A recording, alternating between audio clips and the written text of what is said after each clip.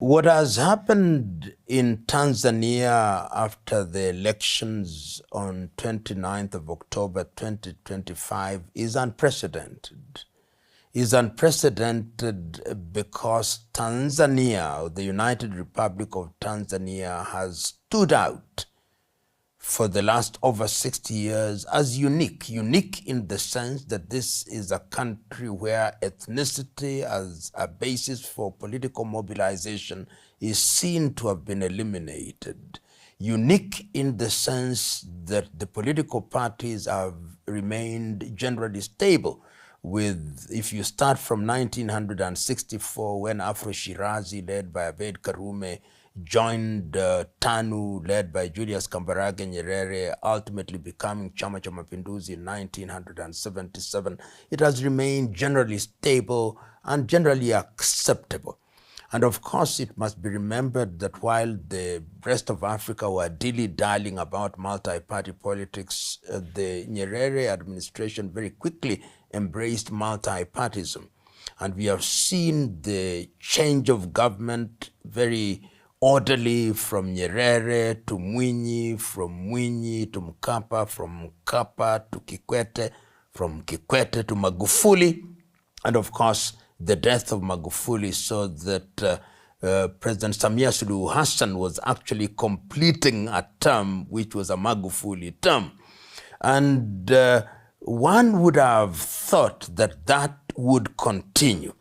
In fact, when President Samia Suluhu Hassan took over, there was a very deliberate attempt at rapprochement so that the leading opposition candidates were invited to the State House, and they had this arrangement where everybody thought that the elections would be conducted in a proper manner. Tundu Lissu, who was away in exile, come back home. But no sooner had the dust settled than we started seeing things which were, in the view of some of us, very un-Tanzanian.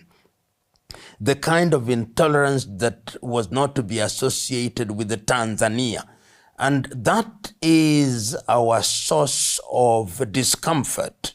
Source of discomfort that you are conducting an election where you are leading, in the words of the mainstream media, your leading opposition candidate is charged with the offense of treason in circumstances where many people who are acquainted with the law can say confidently that the charge of treason cannot be proven. Your other candidate is also barred for purely technical reasons, and you go into an election on that basis, then notwithstanding that we would have won, and I hold the view that even if these individuals had been allowed to contest the elections, perhaps they would have had higher votes in urban Tanzania, but rural Tanzania would have neutralized the vote so that Samia Suluhu Hassan would still have won the election. But because of the circumstances in which the victory has now been realized, it is no longer a victory that is untainted. And that is why the bad press, and ordinarily when people conquer fear and they find themselves in the streets, as we saw people demonstrating in Dar es Salaam, in Dodoma, in Mwanza, and in Mbeya, and led to deaths. It redefines politics in a different way. It redefines the nation's trajectory in terms of political orientation in a different way. And that is why you've seen that even those who ordinarily would cast their vote, metaphorically speaking, with the Tanzania, are now saying that the time is now for that new administration to rethink how they are going to operate. Remember that the leading opposition party has already said they do not recognize the result. Of course, President Samia Suluhu Hassan has already been sworn in as the president. My prayer and the hope of many is that it will not be business as usual, that this is the occasion for her administration to climb down from the high pedestal and to say, we made some mistakes. We presided over an environment that led to the death, unnecessary death of Tanzanians. Let us heal. The only way to heal is to talk about the Tanzania that we want. And I've heard Tanzanians in different parts of the country saying, we need to re-examine our constitution. This is the time. We need to have an understanding of a Tanzania that will accommodate different ways. As Nyerere used to say in his early days, demokrasia ni kupambanisha hoja, that democracy is about a competition of ideas so that the electorate has an opportunity of picking from that buffet of ideas.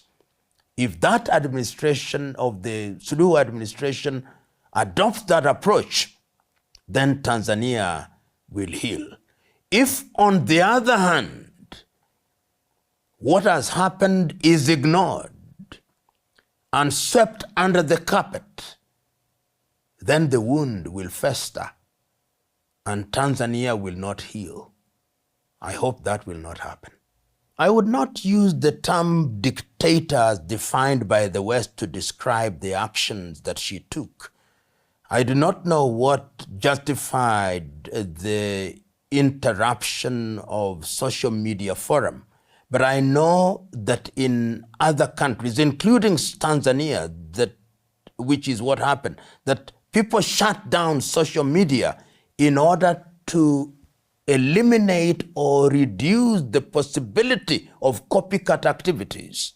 Because history has demonstrated that sometimes violence is replicated through copycat activities, so that if there are demonstrations in one place, the others say, oh, people are demonstrating and we are not demonstrating. I think that must have been the motivation, well-intentioned. But of course, when things go awry, even the things that are done with the best intentions and the best motives will now be interpreted to mean that you simply don't want to be criticized. And that is what will carry the day, your explanation to the contrary notwithstanding. And there are those who also are saying that the reason why Samia is receiving the flack that she is receiving is because she is a woman. I don't think so. I think she just happens to be a woman, but she's being criticized or being critiqued because she's in a position of leadership. And I'm one of those fellows who believe that once you are in a position of leadership, whether man or woman, you must never wave the flag of gender as a basis for immunizing yourself from scrutiny. Because leadership is gender neutral. So when you get in there, you've got to be prepared for both praise and criticism.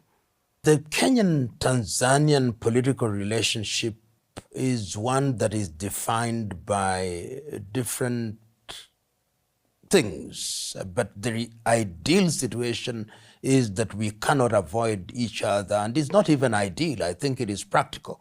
So those practical realities will always be with us. Remember that we are part of the East African community, talking about integration, talk about the relationship in terms of trade between Kenya and Tanzania. Remember that Tanzania is the headquarters of the East African community.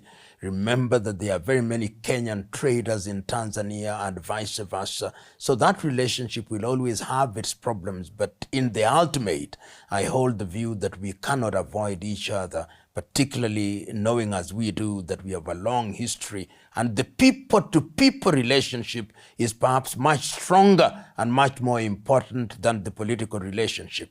And that is why perhaps during the events on 29, some Kenyans thought that they owed Tanzanians a duty to go and support them in what they were engaged in. But they should have known that when you want to help a neighbor, it is the neighbor who must define how they want to be helped. You don't imagine that you know what the neighbor wants and what the neighbor needs. And in this regard, there are diplomatic channels to be used.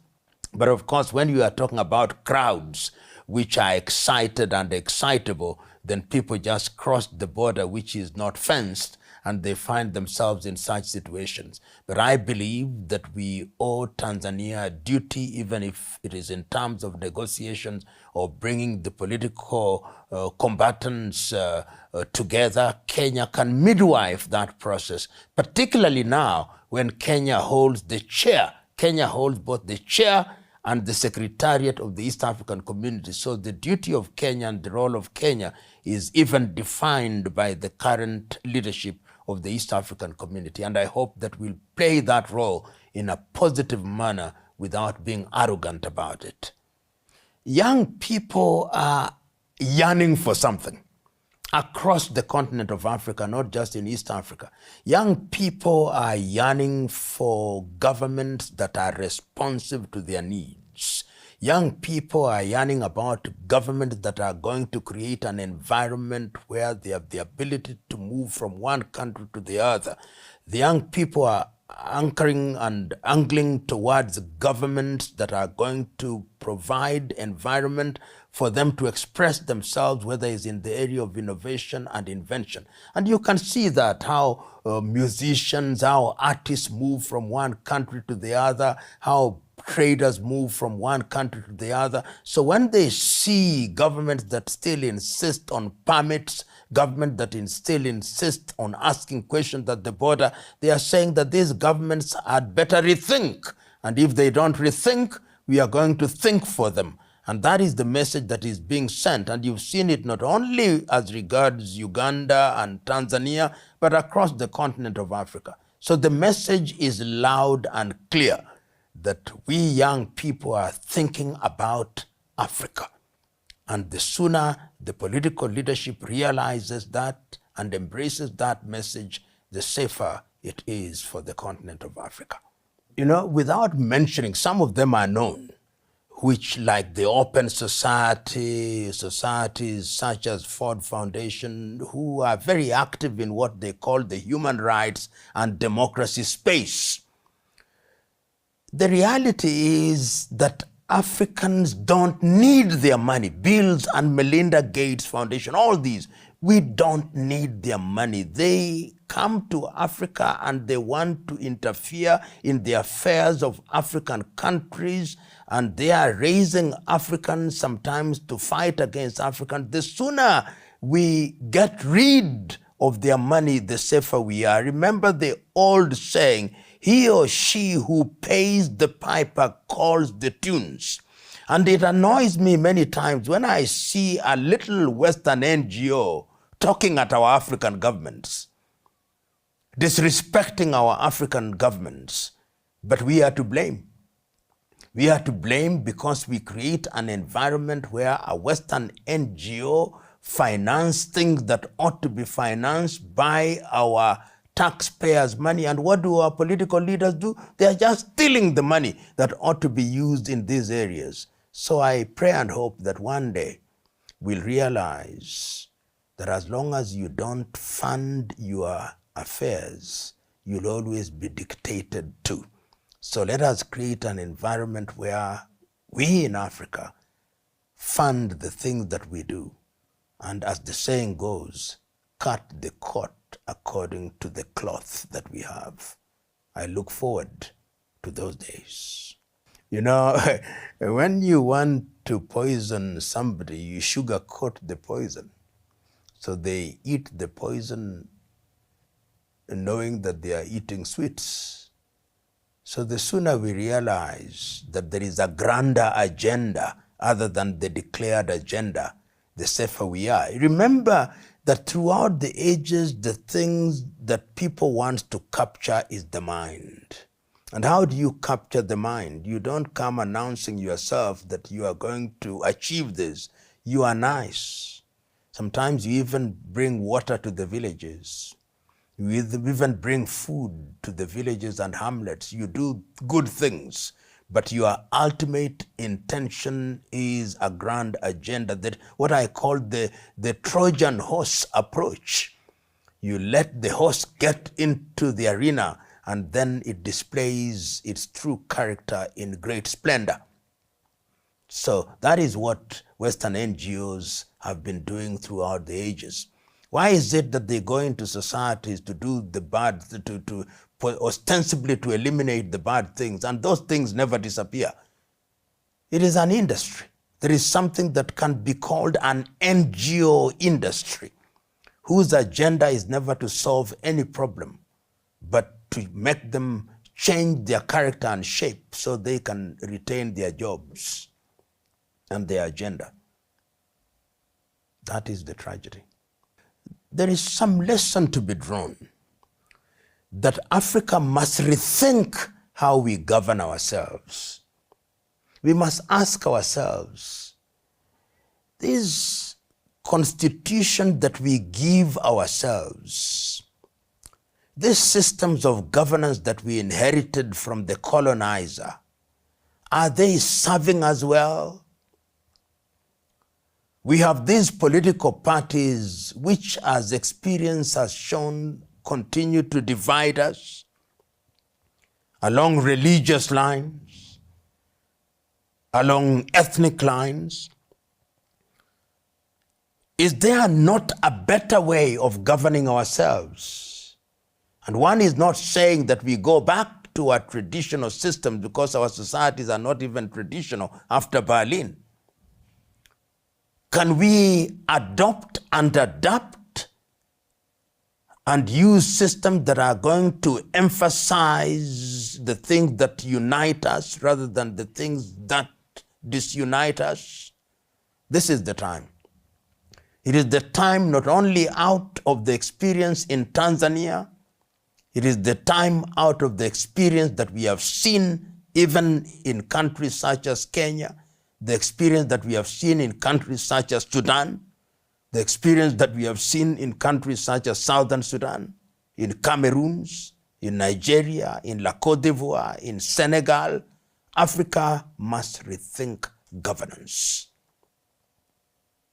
I personally am thinking about it. I've not found the answer as yet, but there is something that I know, that every time in most African countries after an election, the countries are under the threat of disintegration. So that elections are not things that we look forward to because they expose countries to disintegration. They are things that inject fear in countries. Ugandans are going into election, they are fearful. Kenyans are going into election in the year 2027, we are fearful. How can it be that that which is meant to help us determine those who are going to serve us only creates fear? My view is that what has happened in Tanzania ought not to have happened. And I've listened to one of the commentators whom I respect, Generali Ulimwengu, who commented in the East Africa, and I agree with him totally, that had the Tanzanian administration led by Samia Suluhu Hassan listened to the comments of some of the people who spoke before the election, this would not have happened. Had he allowed the opposition candidates to contest, had she allowed the opposition leaders to contest, had she allowed everybody who wanted to contest, this would not have happened. With the help of hindsight, I hope that she too knows that what happened could have been avoided. So our message is very clear. We wish Tanzania well, but we are bold enough and candid enough to tell the Samia Suluhu administration that what happened could have been avoided, and that going forward, despite the fact that she has been declared the winner with over 90% of the vote, it is not for her to rest on her laurels and to say that what happened in Tanzania was a storm in a cup of tea. It wasn't. It is major. It has never happened. It is dangerous and it must be confronted. And how do you confront it? You confront it by engaging those who are in opposition, because they are also Tanzanians, because they have a following, however small you think that following is. That is the message that must be sent to those who think we are too soft on Samia Suluhu Hassan.